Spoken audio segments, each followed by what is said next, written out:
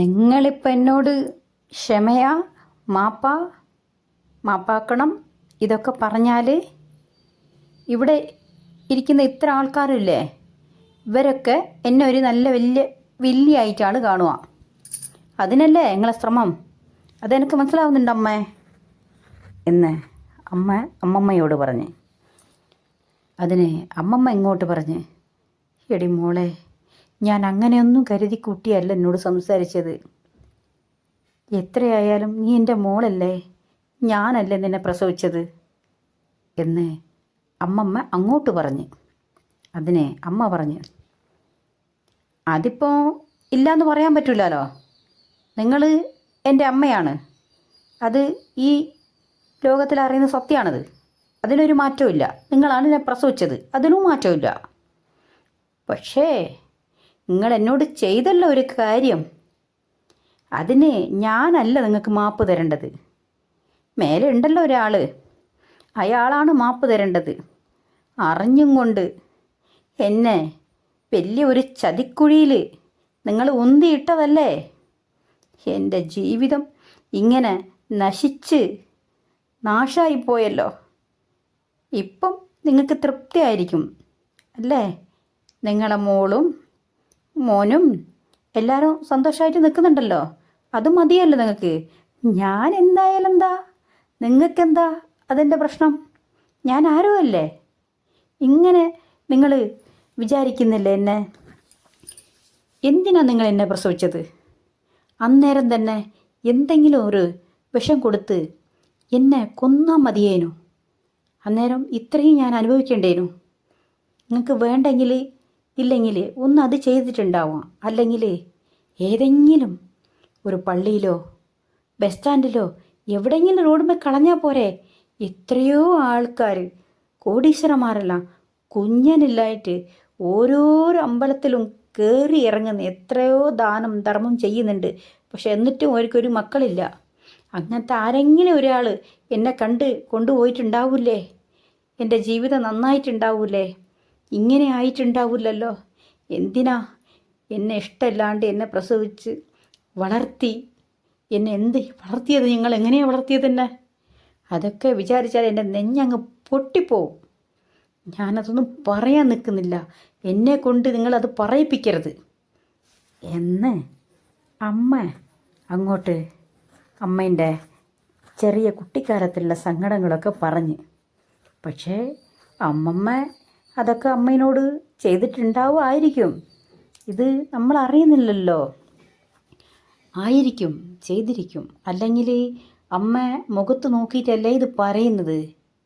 അല്ലെങ്കിൽ അമ്മ അത് ചെയ്തില്ലെങ്കിൽ ഞാൻ നിനക്ക് ചെയ്തില്ലെന്ന് പറയാൻ പറ്റുമല്ലോ. പക്ഷെ അമ്മമ്മ അത് എതിർത്തിക്കില്ല.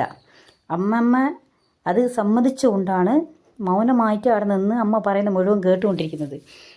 അപ്പോൾ അതിൽ നിന്നാണ് മനസ്സിലാവുന്നത്, അമ്മ പറഞ്ഞ മുഴുവതും അമ്മമ്മ ചെയ്തിട്ടുണ്ട്. അതാണ് അതിൻ്റെ സത്യം.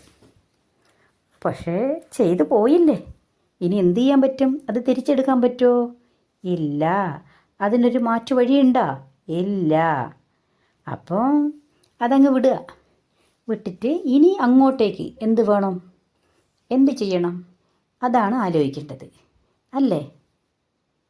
പക്ഷേ അത് ആലോചിക്കാനൊന്നും അമ്മയ്ക്കാരും സമയം കൊടുത്തില്ല. അതാണ് ഇത്ര ദേഷ്യം.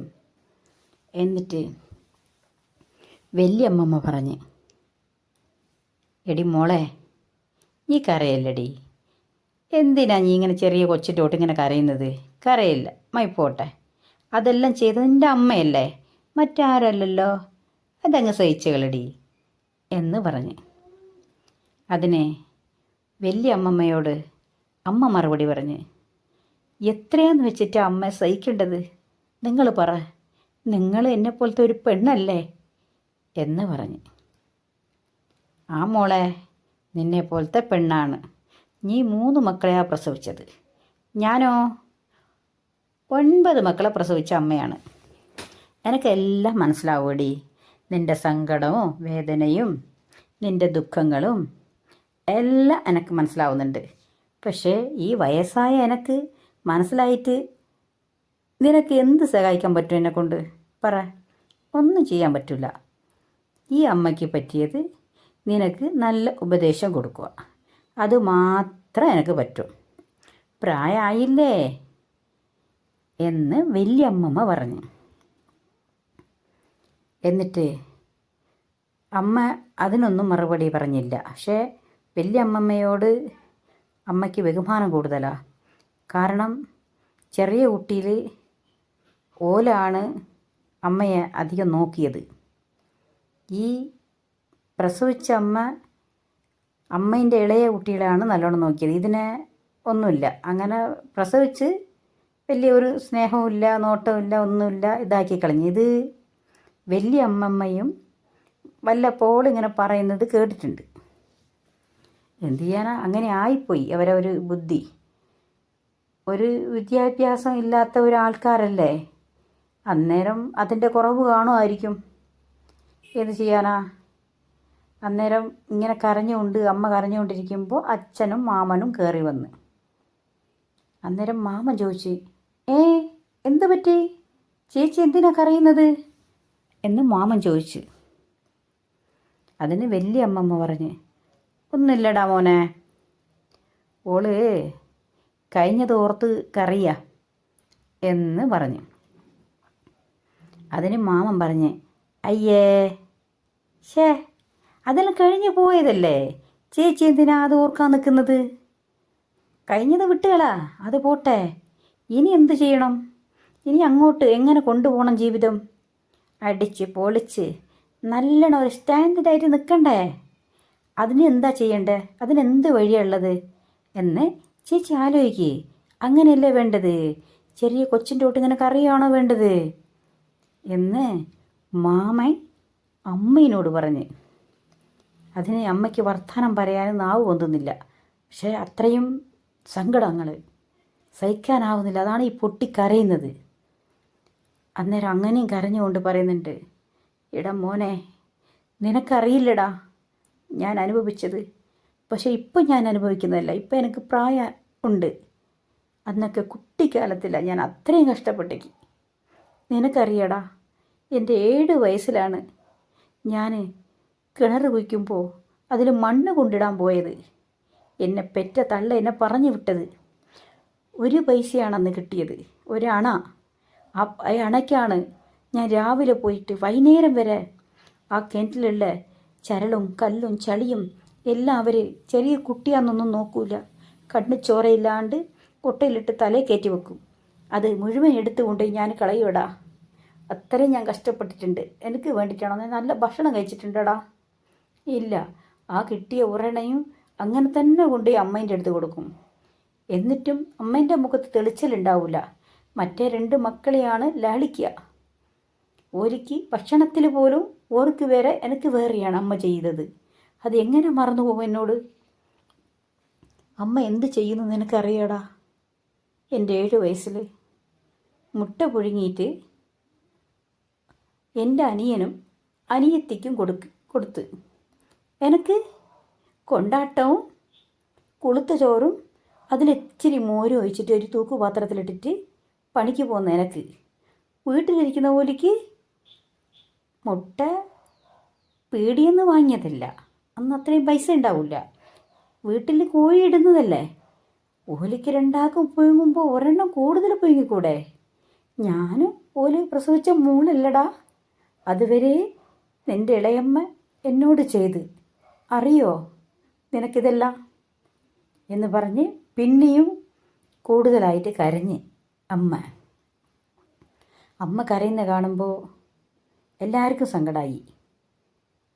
മാമൻ പറഞ്ഞ്, മാമനെ വലിയ ഇഷ്ടമാണ്. മാമൻ ചെറിയ കുട്ടിയായിരിക്കുമ്പോൾ അമ്മ മാമനെ താഴെ വെക്കാണ്ട് എടുത്ത് നടക്കുമെന്നാണ് വല്യമ്മ പറഞ്ഞത്.